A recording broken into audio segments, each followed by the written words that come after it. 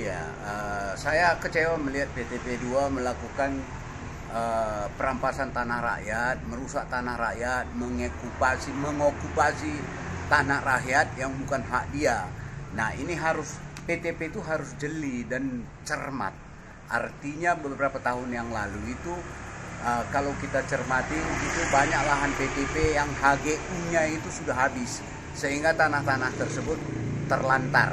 Dan kita tahu di mana-mana tanah PTP 2 di sekitar keberadaan wilayah Kota Madya Medan ini, radius itu hampir semua itu tanah PTP 2. Tetapi itu kan HGU-nya itu kan sudah lama habis. Tetapi ada niat balik dari PTP 2 itu berusaha mengembalikan lahan-lahan mereka yang sudah habis hak guna usahanya tersebut. Nah, di mana-mana hal yang sedemikian rupa sering terjadi. Terakhir ini saya lihat di media sosial maupun media mainstream bagaimana tidak berperi kemanusiaannya PTP mengokupasi lahan-lahan pelepasan HGU yang sudah habis tempo hari. Tetapi PTP sendiri pun itu tidak cermat dan tidak jeli. Nah, ketidakjelian dia itu bisa terlihat dan tercermin bagaimana dia secara sembrono mengokupasi tanah masyarakat dan rakyat di Saiman Cirim. Ya, itu kan jelas.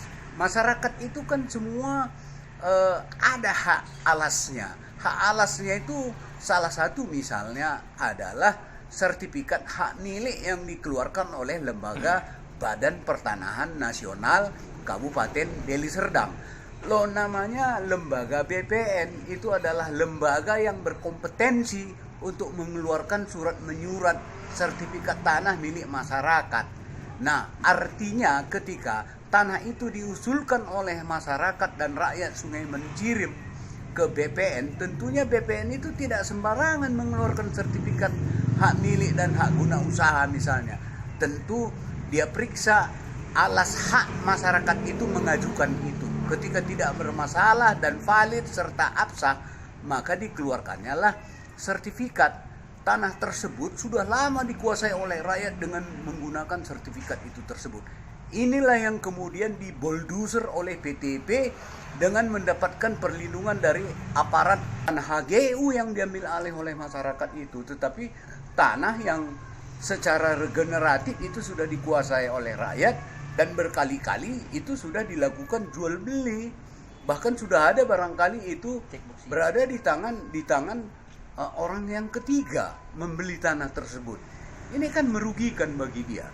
Nah, jadi wajar saya pikir rakyat itu ya adukan aja PTP 2 itu ke lembaga kepolisian untuk membuktikan keabsahan sertifikat itu tadi.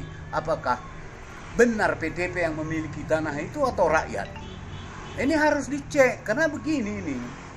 Kamu kan tahu ini PTP itu kan badan usaha milik negara. Nah, tentunya sama mereka itu banyak berkas-berkas tanah tersebut di mana keberadaan dan letak tanah mereka itu tadi. Jadi jangan tanah rakyat itu dianggapnya secara sembrono adalah lahan PTP 2. Nah, permasalahannya orang-orang PTP pun saya lihat ketika tanah itu diokupasi lari semua. Dia hanya menyerahkan kepada aparat kan tanah rakyat tersebut. Kalau memang bukan kalau rakyat itu tidak berkompetensi memilikinya, nggak akan menangis dia, nggak akan meraung-raung dia mempertahankan tanah hak milik dia yang dilengkapi dengan surat menyurat yang resmi dikeluarkan oleh BPN, lengkap dengan akta jual beli ganti rugi sebagai alas hak mereka sejak awal mengajukan hak kepemilikan mereka. PTP 2 menarik diri dari tanah yang diokupasinya, ya. Supaya jelas dan dipahami oleh PTP, tanah yang diokupasi mereka itu bukanlah tanah milik PTP 2, tetapi itu adalah tanah milik rakyat yang sudah turun-menurun dan secara regeneratif itu diusahainya.